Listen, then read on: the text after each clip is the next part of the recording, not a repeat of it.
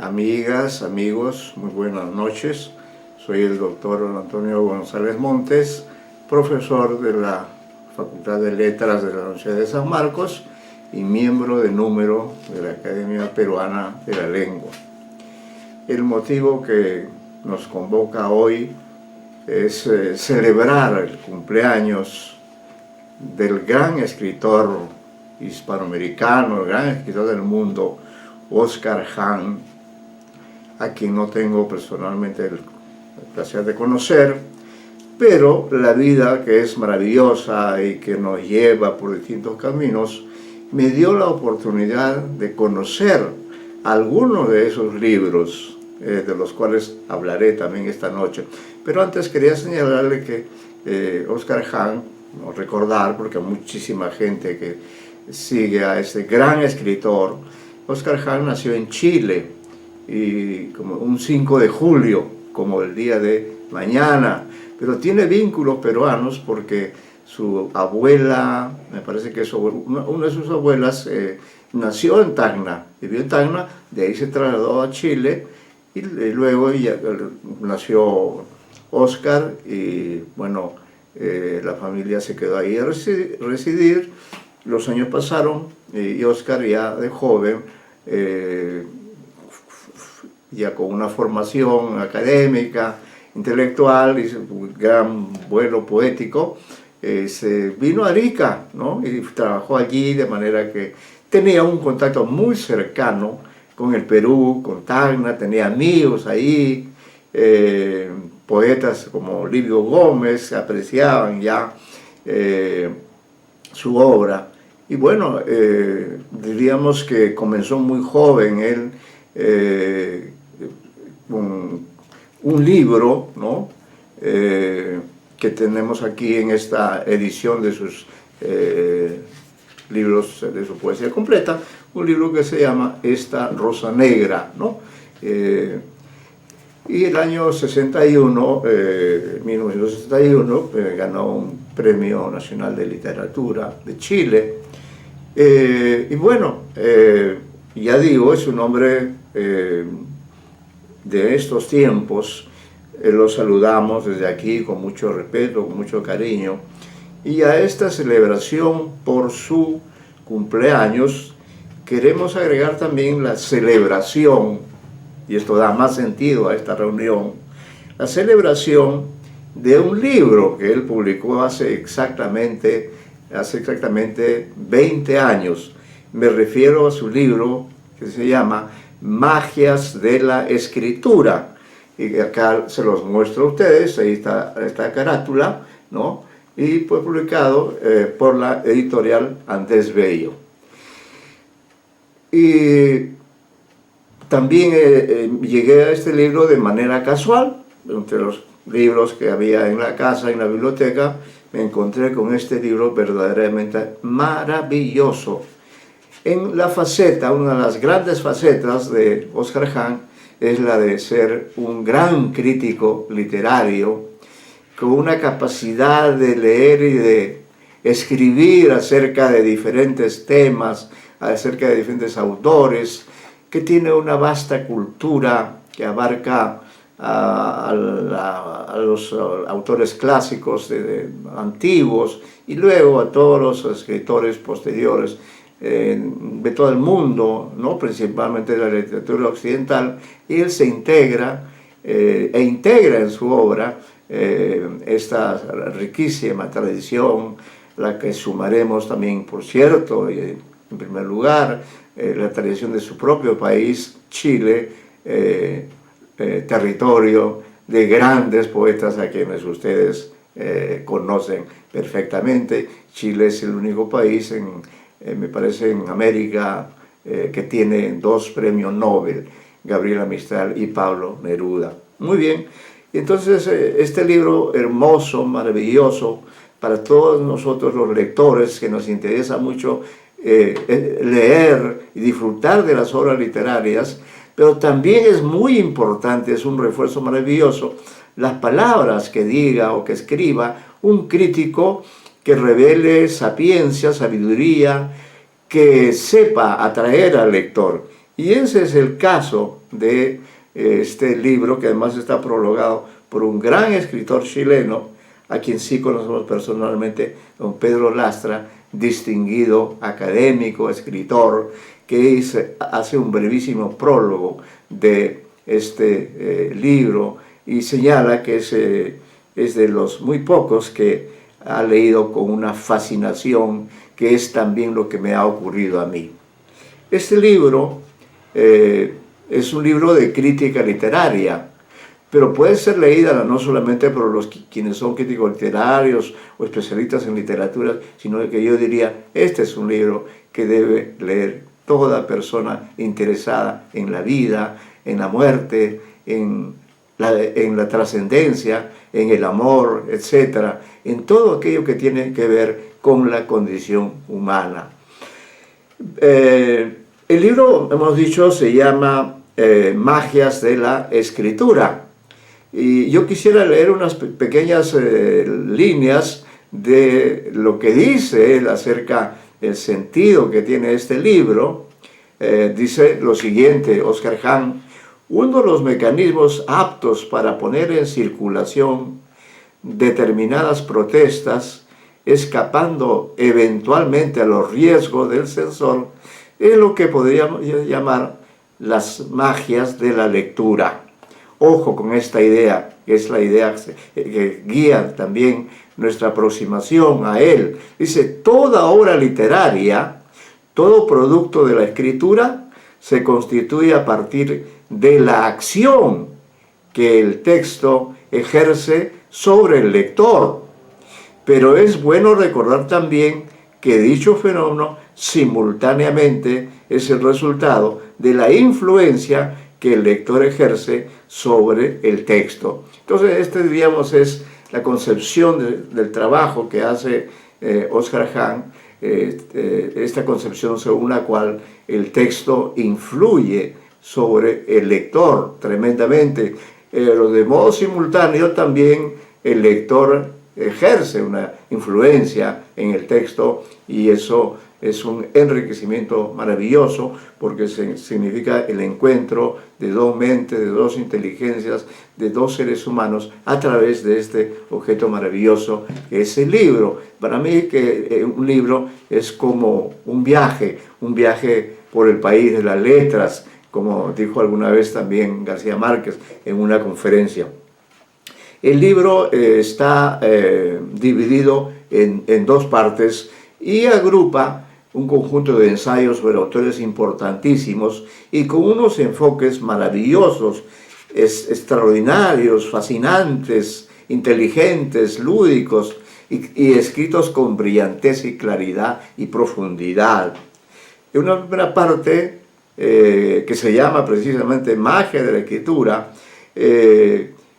Hahn reúne una serie de estudios, de ensayos, todos ellos referidos a grandes autores. Hay, por ejemplo, uno que se llama Borges y el arte de la dedicatoria, y eso es el análisis de una dedicatoria que escribió el gran Jorge Luis a un escritor mayor que él, Leopoldo Lugones, ¿no?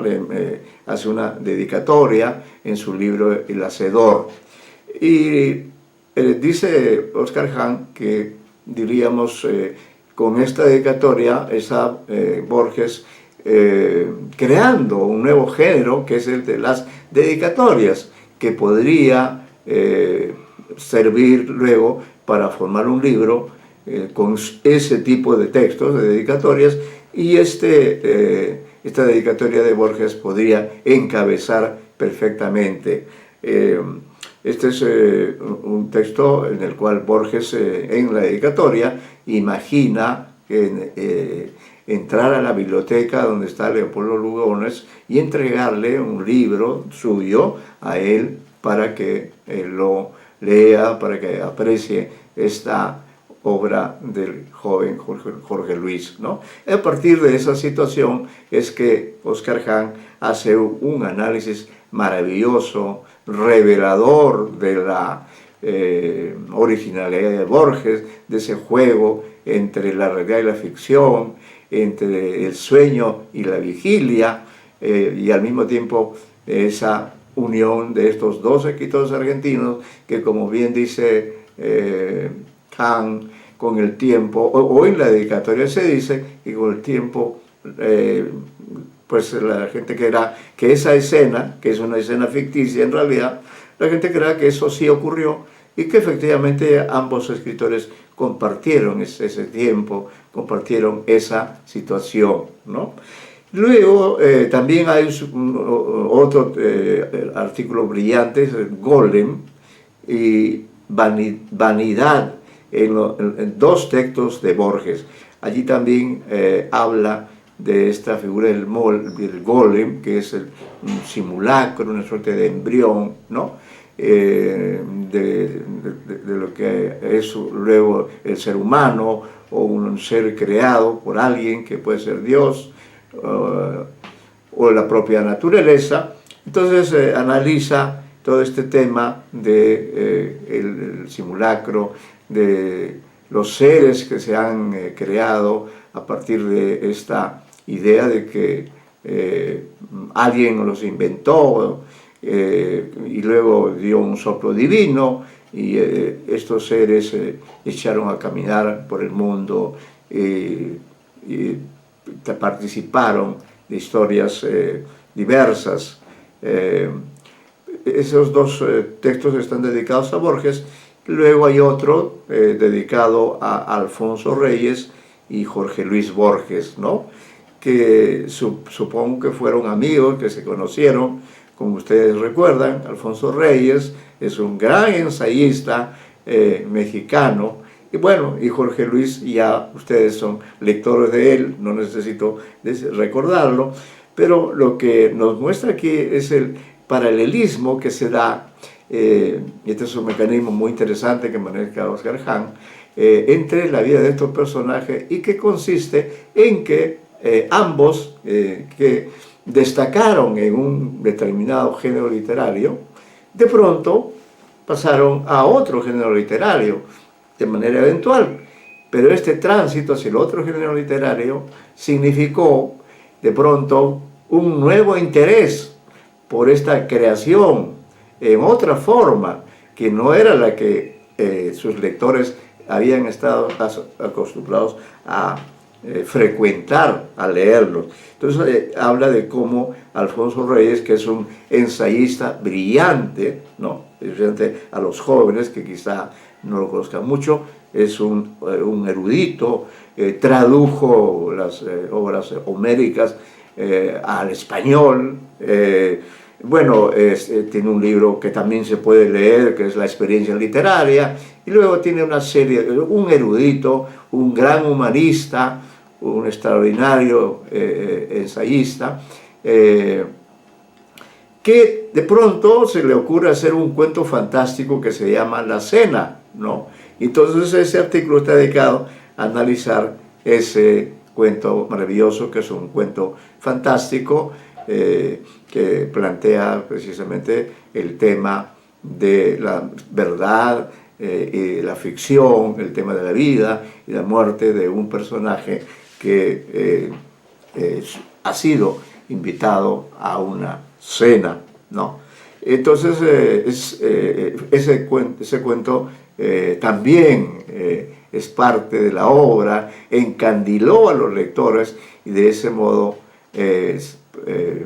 la figura de Alfonso Reyes creció y se mantiene ciertamente, porque es un autor con gran conocimiento de la literatura, de su tiempo, de los tiempos clásicos, y escribió pues obras maravillosas para toda clase de lectores, igual que Juan, que también practica esta idea de que los libros están para que puedan ser leídos por toda persona que tenga interés en la lectura, en el conocimiento que va a adquirir, en la emoción que va a sentir al leer un cuento, un ensayo, un poema, una obra de teatro, etc., ¿no?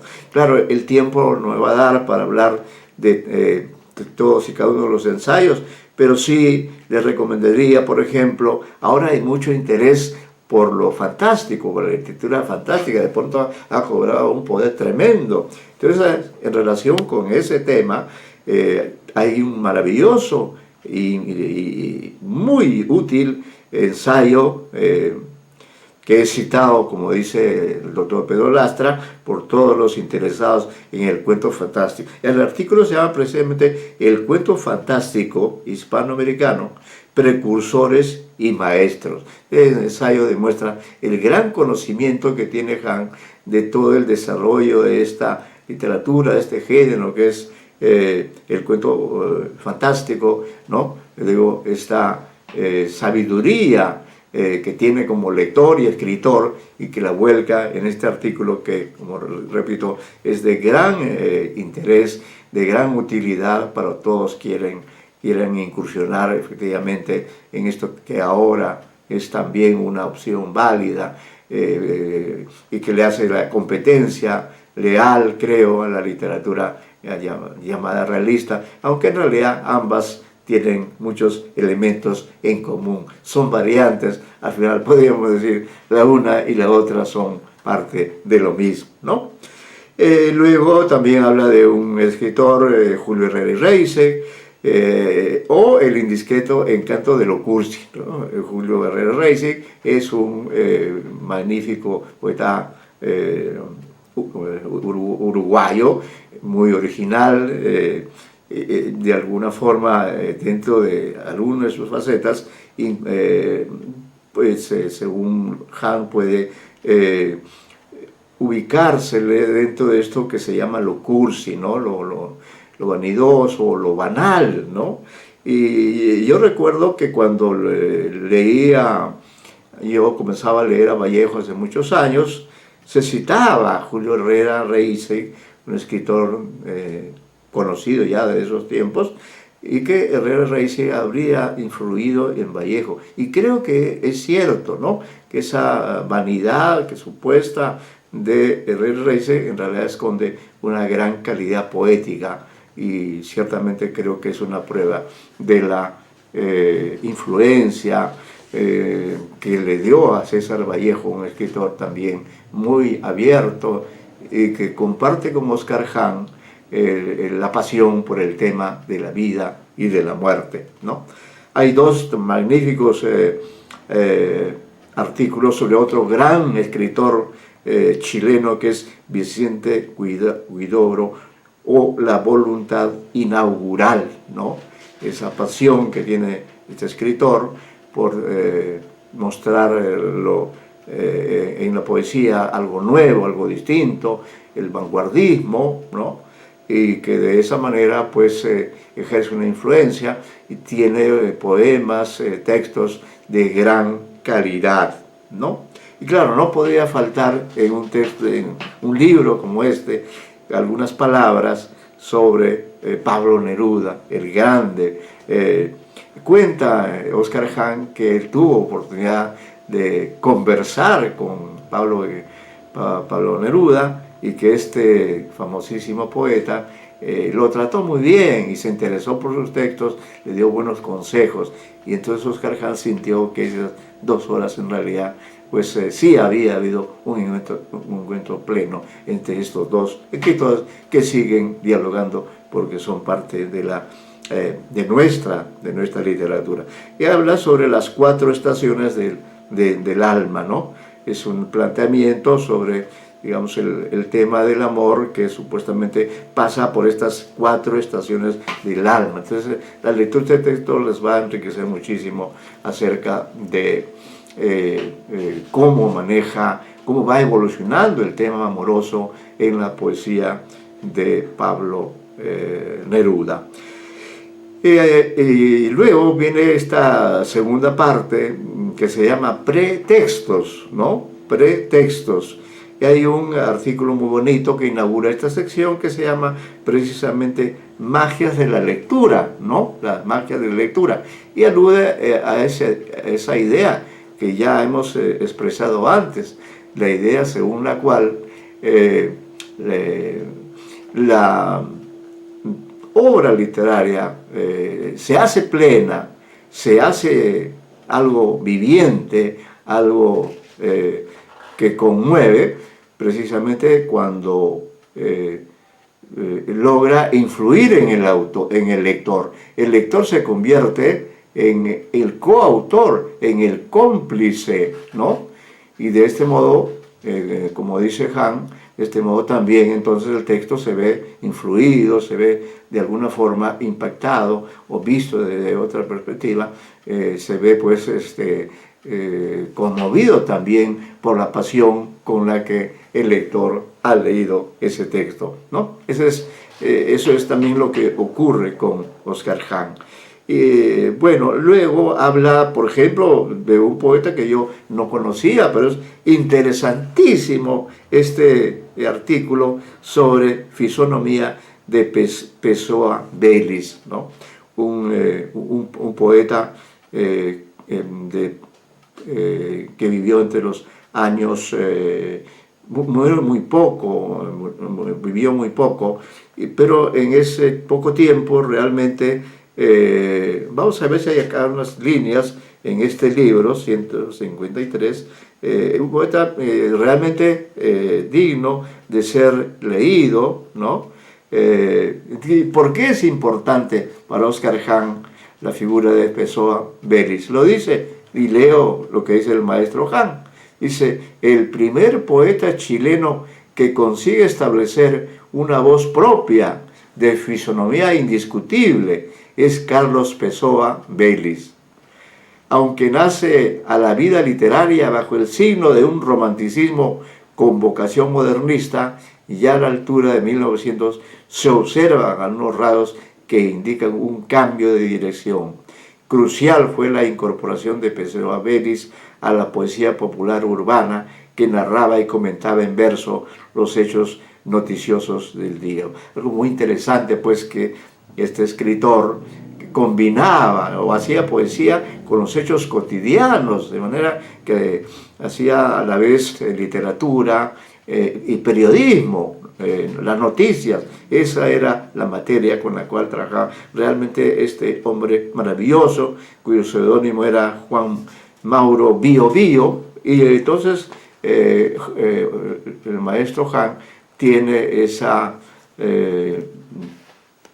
ese gesto de llamarnos la atención o darnos ese dato a nuestros lectores que no conocíamos, que no sabíamos nada, y nos da muchas claves muy interesantes para leer a este gran escritor chileno, murió joven.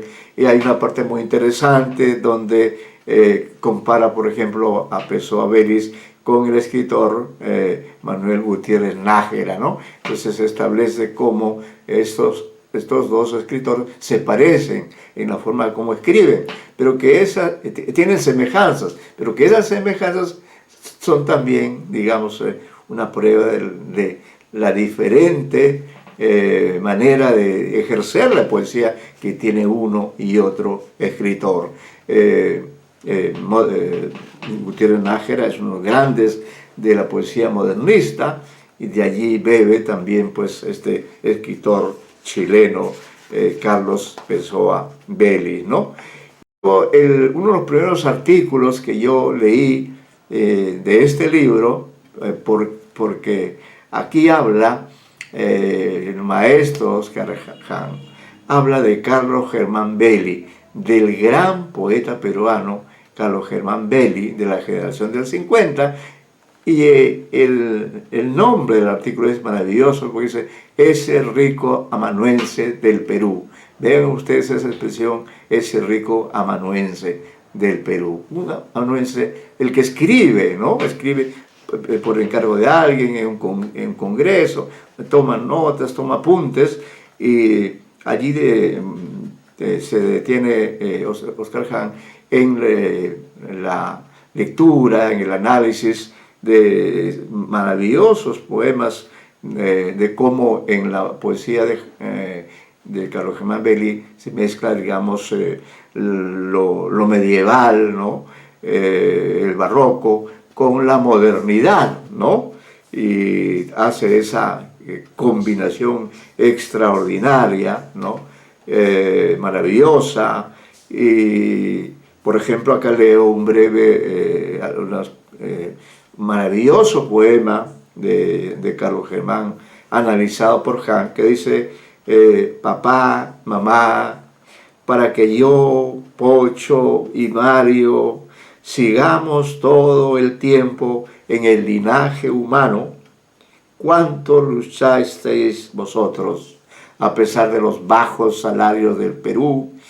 Tras de tanto, tan solo me digo, venid muerte, para que yo abandone este linaje humano y nunca vuelva a él, y de entre otros linajes escoja al fin una faz de risco, una faz de olmo, una faz de búho, ¿no? Un poema donde también están mezclados el pasado y el presente, la Edad Media y esta edad que también parece ser una nueva Edad Media por lo complicada, por lo difícil que ha resultado este siglo especialmente, ¿no? Y dice que este escritor pues tiene esta capacidad de de jugar con una serie de recursos, pero que son extraordinarios, esta referencia a algo que es propio de todos los seres humanos, los padres que luchamos por nuestros hijos, para que pertenezcan dentro del linaje humano y no seamos víctimas de esta cosificación, de esta animalización, ¿no? En que se ha convertido este ser humano. Entonces ese texto me gustó muchísimo, se lo recomiendo, es muy breve, aprovechen es una manera de homenajear a don Oscar Hahn sería precisamente leer este libro, conseguir este libro que, como digo, está cumpliendo 20 años y realmente es de muchísima utilidad porque es un libro, pero a la vez son varios libros porque cada ensayo de Oscar Hahn en realidad es un libro completo, ¿no? Luego otro gran escritor chileno, polifacético, él, un hombre a quien todos conocemos, es Jorge Edwards, ¿no? Dice el título de este ensayo es Historia de una obsesión, ¿no? Dice aquí que esta obra se relaciona con un famoso cuadro que se llama El origen del mundo, ¿no? Este cuadro que sirve de motivo, de elemento eje para hablar de un triángulo amoroso de chilenos en el exilio, ¿no? Que son un trío, son un matrimonio y una pareja de esposos que tienen un amigo, ¿no? Y entonces la obsesión allí del esposo, Illanes, es el de tratar de descubrir si su amigo, se llama creo que Félix Díaz, ¿no? No esté incurriendo en infidelidad, ¿no? Esa es la pasión, la obsesión, es el deseo del escritor, del personaje, perdón, del protagonista en descubrir la infidelidad en que habría ocurrido su esposa, Silvia, muchísimo más joven de él, ¿no? Dice Hahn comentando esta obra que estos chilenos del exilio no se parecen a los chilenos de la novela Los Trasplantados de Alberto Bregana, que es un autor del siglo XIX. Los tiempos cambian, pero ahí están las mismas preocupaciones, las mismas obsesiones, ¿no? Luego también sobre el poeta Juan Gelman, poeta argentino, ¿no? Voy a leer un párrafo que resume un poco la problemática que hay detrás de la obra o de la vida de Juan Gelman. Dice, justo cuando me aprestaba a preparar esta nota sobre Juan Gelman, nos llega la milagrosa noticia la nieta de Hellman, nacida durante el cautiverio de su madre en las cárceles de la dictadura castrense, ha sido encontrada no en Argentina, sino en Montevideo, gracias al inagotable tesón de su abuelo y a la solidaridad de cientos de intelectuales que presionaron a las autoridades uruguayas desde todos los rincones del mundo. Un final feliz para una historia sumamente cruel e infeliz. Efectivamente, este poeta vive en estos tiempos que también nosotros hemos compartido, porque tuvimos acá también nuestra propia dictadura, pero al mismo tiempo estábamos atentos a que tanto en Chile como en Argentina, en la década de los 70, tendían autoridades tiránicas, es decir, eran dictaduras terribles que mataban, asesinaban, secuestraban. Entonces, esta noticia, por eso es impactante para este señor que es Juan Hellman, este escritor, que precisamente tuvo que verse obligado a salir de su país e irse a Italia, donde vivió el exilio durante no sé cuántos años, y siguió haciendo poesía. Y a propósito de eso dice Oscar Hahn, refiriendo, porque Oscar Hahn también ha vivido el exilio en los Estados Unidos, dice: no es fácil hacer una poesía del exilio. El poder de la motivación no es suficiente. A fin de cuentas, lo que se está intentando es plasmar el desgarramiento original en una forma artística convincente, y la verdad de las emociones no basta, ¿no? Entonces el tema del exilio es tremendo y no es fácil hacer poesía, efectivamente, del exilio. Otro texto breve pero maravilloso, también me ha impactado, es el que le dedica al escritor mexicano José Emilio Pacheco, El enigma del tiempo, ¿no? Y dice él que el gran tema, la gran preocupación de José Emilio Pacheco es el tiempo, ¿no? Y leo aquí un párrafo que puede ser ilustrativo para motivarlos a que leamos esta novela, que yo tampoco, y otros textos de él. Dice: por muchos años el poeta mexicano José Emilio Pacheco, en 1939, ha tratado de descifrar un enigma que Borges planteaba así, comillas: el tiempo es un problema para nosotros, un tembloroso y exigente problema, acaso el más vital de la metafísica. Eso es lo que trataba de descifrar. Recordemos que el título del tercer libro de Pacheco, impreso en 1969, es justamente No me preguntes cómo pasa el tiempo, y que una antología de sus poemas se llama Tarde o Temprano. Su nueva publicación, La arena errante, vuelve a ese mismo tema, pero de una manera más personal y acuciante, ¿no? Y ahí cita unos versos, dice: el tiempo no es de nadie, somos suyos, somos del tiempo que nos da un segundo en donde cabe nuestra extensa vida.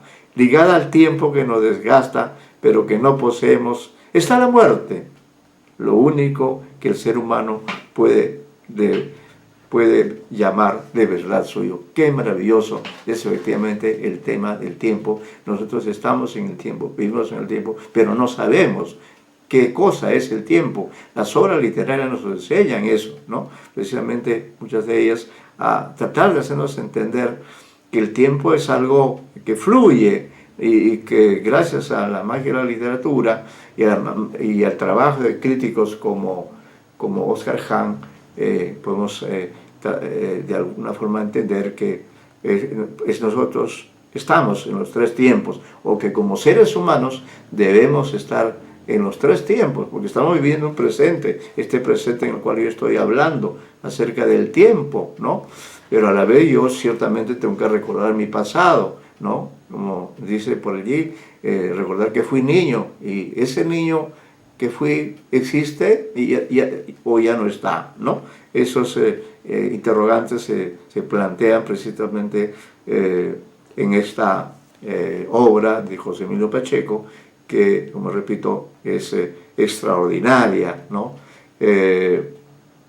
Es algo prodigioso, pues, el trabajo que hace Oscar Hahn en este libro, que termina con un tema de muchísima actualidad, que se relaciona con la pandemia que estamos viviendo, se relaciona también, acordándonos de Pacheco, se relaciona con el pasado remoto que tiene la humanidad, que tiene el ser humano, este ser humano que parece considerar al otro como su enemigo, ¿no?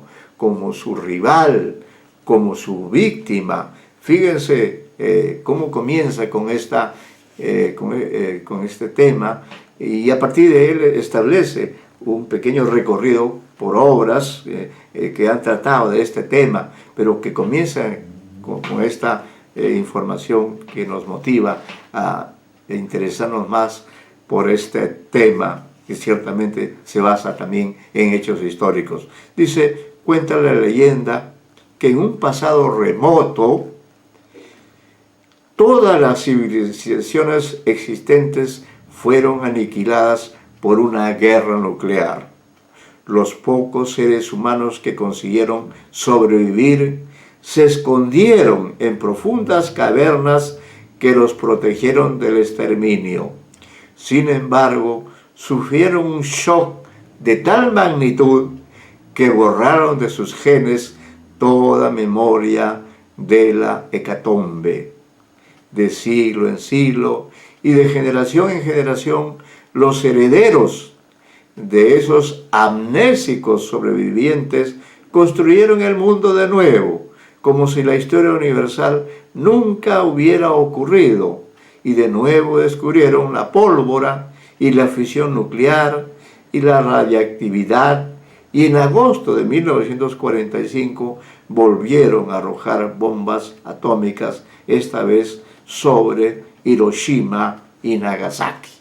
Hecho histórico, que ciertamente todos, si no lo vivimos, lo sabemos, lo conocemos, gracias a la historia, gracias a la literatura, y que, diríamos, ahora también estamos viviendo dentro de una guerra, ¿no? En este caso es la guerra que nos hace el tiempo o el aire, ¿no? O no sabemos quién, y que nos tiene también encerrados y con mascarillas, ¿no? Es una especie de guerra también en contra de la humanidad, con otras armas, que no es un proyectil, ¿no? Sino es un virus, ese virus potente, lo cual indica que no solo lo grandioso, como es un proyectil, puede causar la hecatombe que se produjo en estas ciudades japonesas, sino también a veces elementos pequeñísimos, microscópicos, tienen tal poder de destrucción que nos han puesto en una piel de gallina en estos tiempos. Él hace un recorrido en esta memorable evaluación del tema de la poesía nuclear, y ahí descubrimos, por ejemplo, que también Leopoldo Lugones, otro gran escritor argentino, trató ya este tema, que aunque fue escrito, dice, a fines del siglo XIX, parece el testimonio de un sobreviviente de Hiroshima, ¿no? En un cuento que se llama La lluvia de fuego. Luego rastrea otros casos también, ¿no? Igual, ese tema también es tratado por Vicente Huidobro, y hemos dicho que a él le dedica 2 ensayos, ¿no? Dice ahí su extenso poema en prosa, Temblor de cielo, contiene una de las visiones más apocalípticas que existe en la obra de este poeta. En la novela La próxima del mismo Huidobro, que es de 1934, el culto a la ciencia y la tecnología terminan por producir un desastre de proporciones planetarias, ¿no? Y todo continúa ahí haciendo el recuento de quienes han trabajado este tema de la llamada poesía nuclear, bueno, no concluye, pero me tengo especialmente, ¿no?, en el texto del gran poeta Ernesto Cardenal, ¿no? Que también retoma este tema, pero le da, como dice Oscar Hahn, un tratamiento más bien esperanzador, ¿no? Y eso ya es bastante, tomando en cuenta que siempre estamos rodeados por el peligro de todo tipo. Bueno, este es un acercamiento a magias de la escritura, y ahora, para complementar esta reunión de homenaje, repito, a Oscar Hahn por su cumpleaños 5 de julio, y también por los 20 años de este maravilloso libro que les recomiendo una y otra vez para ustedes que son amantes de la literatura, de las buenas obras y de los buenos críticos literarios, ¿no? Aquí Oscar Hahn se muestra con una inteligencia, una lucidez, una erudición que realmente deslumbran al lector, ¿no? Por eso me gusta no solo leer, sino también releer, porque en cada lectura uno encuentra más y más elementos. Luego también haré ahora un pequeño recorrido, leeré algunos poemas de Oscar Hahn, porque otra de las grandes facetas de Oscar Hahn es esa precisamente, la de ser un extraordinario poeta. Si como ensayista, a quien encontré casualmente, me impactó de una manera maravillosa, porque me sirvió mucho para mi trabajo de análisis, ¿no?, con mis alumnos, el haber descubierto en una antología publicada en el Perú la poesía, los poemas de este ilustre de las letras, que es don Oscar Hahn, ¿no? Me maravilló, me asombró y me asombra cada día, porque es una poesía extraordinariamente clara, certera, que trata de los grandes temas, el tema de la vida, el tema de la muerte, el amor, las situaciones cotidianas. Hace un recorrido sobre los más diversos temas. Quisiera comenzar con dos poemas que se refieren precisamente, voy a leer dos poemas que están aquí en esta edición, que son muy, bueno, por una parte, Hahn toma aquí en el primer poema que voy a leer, que se llama Noche Vieja, 1973, ¿no? Ustedes saben que para los chilenos el año 1973 fue un año terrible, porque apareció de pronto como un proyectil el general Pinochet, y literalmente pues trajo abajo el país, la sociedad, originó el exilio de muchos chilenos, cambió la vida a todos los chilenos. Entonces él evoca en este breve texto ese año, dice así, porque el lenguaje además es fuerte, pero preciso. Dice: se terminó este año cabrón, se fue al carajo, se fue completamente a pique, capotó, con sus terrores y llantos y entierros a cuestas y los 4 jinetes del apocalipsis. Ahora está sonando la sirena, y ahora mismo estallan los fuegos artificiales, y ahora comienzan los abrazos. Año muerto, año puesto, me decías con una copa en la mano, corriéndose las lágrimas, que seas feliz. Se terminó este año cabrón, se fue al carajo. Miren ustedes, esto es también poesía del exilio, porque después de la dictadura, Oscar Hahn tuvo que salir de su país e irse a los Estados Unidos.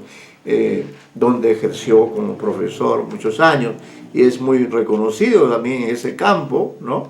Y luego ya cuando las cosas cambiaron, él volvió, entiendo que está en su país, y desde aquí le mando un abrazo muy fraterno, como un simple lector, como alguien que lo admira, que lo quiere como ser humano y que desea la salud lo acompañe. Vean ustedes, este es unas líneas, ya hemos visto que el poder de la palabra, ¿no? El instrumento con que trabaja el poeta es el lenguaje de todos, pero que el poeta reinventa con ese lenguaje otro lenguaje. Y entonces aquí, en este poema, el yo poético, como se suele decir, se dirige al lenguaje. Este poema se llama Invocación al lenguaje. Y dice: con vos quería hablar, hijo de la grandísima. Ya me tienes cansado de tanta esquividad y apartamiento, con tus significantes y tus significados, y tu látigo húmedo para tiranizar mi pensamiento.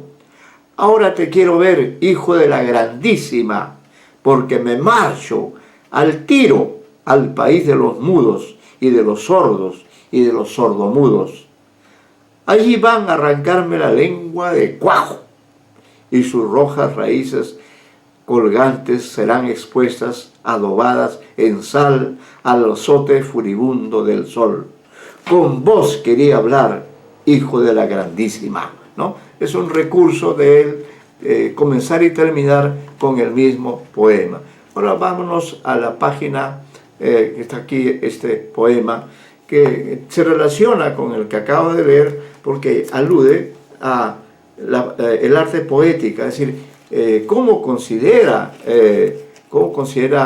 Óscar Ján a su poesía, ¿no?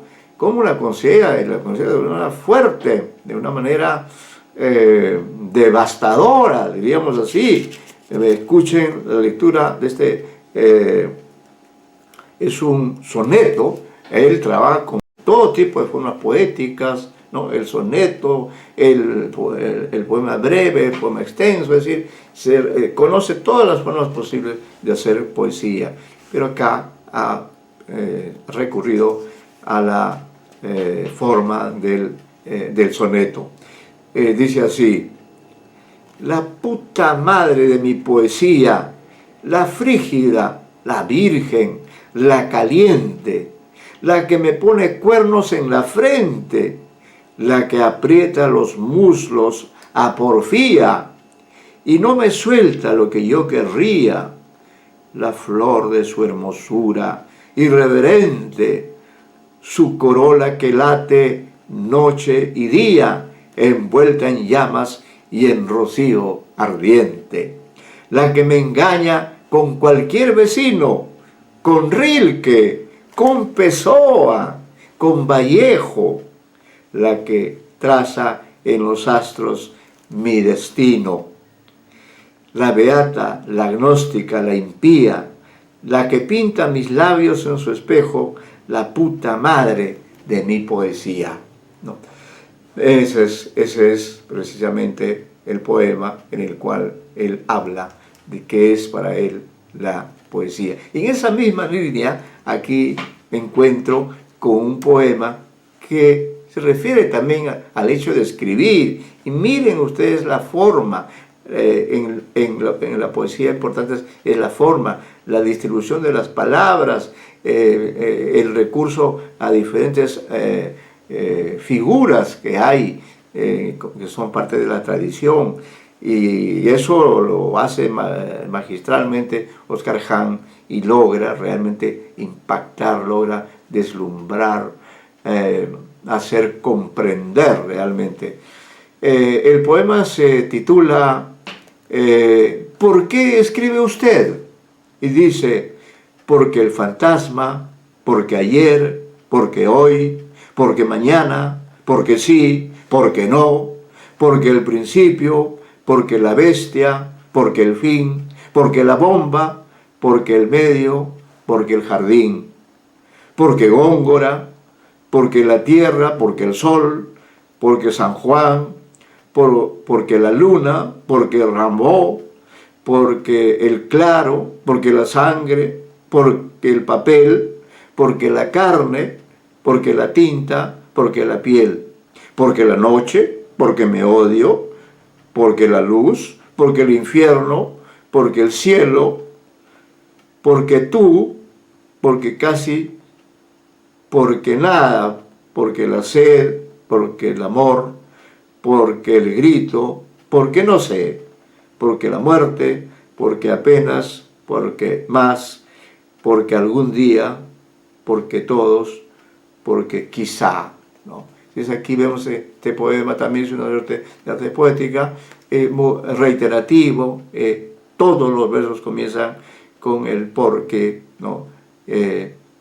Y a través de este poema recorre los diversos temas, todas las razones por las cuales un poeta escribe, ¿no? Que es lo que a veces le preguntamos. Luego el otro tema que es muy... él ha vivido en Estados Unidos y entonces ha sido parte, bueno, todos somos parte de la sociedad de consumo. Entonces este es un texto alusivo a eso. Y se llama precisamente Sociedad de Consumo. Está escrito en pareados, en estrofas de 2 versos. Son apenas 8 o 9 versos. Dice así: caminamos de la mano por el supermercado entre las filas de cereales y detergentes. Avanzamos de estante en estante hasta llegar a los tarros de conserva. Examinamos el nuevo producto anunciado por la televisión y de pronto nos miramos a los ojos y nos sumimos el uno en el otro y nos consumimos. Miren esta situación, miren esta circunstancia que nos entrega Oscar Hahn, que todos hemos vivido, que todas las personas, las parejas, los niños, todos los seres humanos hemos vivido esta experiencia de ir a comprar ayer, anteayer, el otro día, etc. Y porque estamos metidos dentro de esta sociedad de consumo y porque, claro, es necesario, digamos, comer, vivir, cuidar la salud, en fin, tratar de cubrir todas las necesidades, principalmente la alimentación y la salud. Para eso vamos allí a estos supermercados para conseguir aquello que queremos y terminamos consumiéndonos a nosotros mismos. Entonces también es un escritor que trata del tema del amor, a veces de forma muy breve, brevísima. Aquí solamente son 4 versos dedicados, y este es el título, a mi bella enemiga.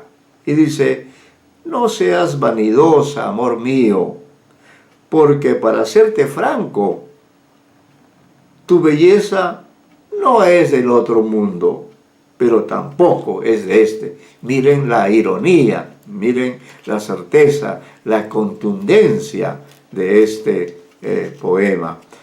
Otro poema brevísimo también que se llama Aerolito, ¿no? Aerolito, que forma parte de su libro Mal de Amor, del año 1981, y que tiene un epígrafe. El libro dice: a mi bella enemiga, cuyo nombre no puede ser escrito aquí sin escándalo. Y a esa bella, está dedicado a esa bella enemiga. Ya hemos leído el poema, pero ahora nos enfrentamos a otro brevísimo texto que se llama así, Aerolito, como he señalado. Y dice: la velocidad del amor rompe la barrera de lo real y el mundo estalla en astillas de sueño sin la menor consideración para los despiertos, ¿no? Efectivamente, la velocidad es otra dimensión dentro de la que vivimos. La vida es algo que nos impacta. Luego un tema muy recurrente, muy recurrente es el de la muerte, como ya hemos señalado. Y miren este tratamiento irónico que hace este yo poético en un texto también muy sugestivo, que muestra la ironía, el desparpajo con que Oscar Hahn maneja diestramente este lenguaje. Dice, la muerte tiene un diente de oro. La muerte no tiene dientes, se ríe con la encía pelada. Y cuando muere un rico, la muerte tiene un diente de oro. Y cuando muere un pobre, no tiene ningún diente, o le crece un diente picado. ¿Cachai, ganso? ¿Cachai, ganso? Es una expresión chilena, creo que significa así como, ¿comprendes, ganso? ¿No? Esa es una expresión, supongo, propia de ellos. Dice, la muerte tiene la boca llena de muelas tristes, de colmillos cariados, llena de jugo gástrico en lugar de saliva. Yo tuteo a la muerte. Hola, flaca, le digo, ¿cómo estás? Porque todavía soy un diente de leche. Miren la ironía, ¿no? Que eso efectivamente también en la niñez nuestra vida comenzó con pocos dientes, fueron apareciendo hasta tener la dentadura completa. Pero en esos tiempos se trataba de que nuestro propio organismo generaba esos dientes necesarios para la vida, ¿no? Pero que por el paso del tiempo comenzamos a perder los dientes, ¿no? Y ocurre esto que dice, la muerte tiene un diente de oro, es porque ha muerto un rico, y en fin, así. Bueno, vamos terminando, les agradecemos por su paciencia, agradecemos por sus tiempos que van a dedicar a leer, a releer. Voy a terminar con un poema que también refleja una situación cotidiana, ¿no? Pero dentro de ello hay un disfraz, un engaño, ¿no? Con este poema voy a cerrar la presentación de hoy, agradeciéndoles por haberme dispensado su tiempo en este material que espero, sobre todo eso, espero que ustedes también saluden a Oscar Hahn, saluden la vida de él y saludemos leyendo sus libros, ¿no?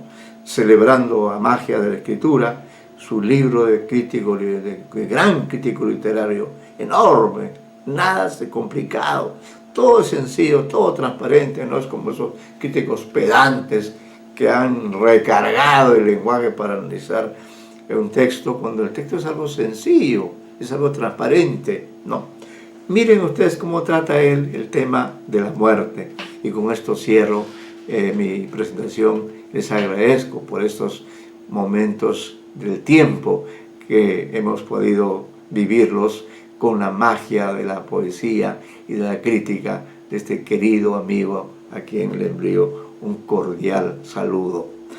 Dice, se titula el texto, La muerte está sentada a los pies de mi cama. Mi cama está deshecha, sábanas en el suelo y frazadas dispuestas a levantar el vuelo. La muerte dice ahora que me va a hacer la cama. Le suplico que no, que la deje deshecha. Ella insiste y replica que esta noche es la fecha. Se acomoda y agrega que esta noche me ama. Le contesto que ¿cómo voy a ponerle cuernos a la vida? Contesta que me vaya al infierno. La muerte está sentada a los pies de mi cama. Esta muerte empeñosa se calentó conmigo y quisiera dejarme más chupado que un higo. Yo trato de espantarla con una enorme rama. Ahora dice que quiere acostarse a mi lado. solo para dormir, que no tenga cuidado, por respeto me callo, que sé su mala fama, la muerte está sentada a los pies de mi cama. Muchísimas gracias por su atención y será hasta una nueva oportunidad, y pues terminamos realmente agradeciendo especialmente a el maestro de maestros, Oscar Hahn, que tenga un cumpleaños maravilloso y que los lectores que tiene sigan en aumento y sigamos beneficiándonos con la magia de su trabajo poético. Muchísimas gracias, muy buenas noches.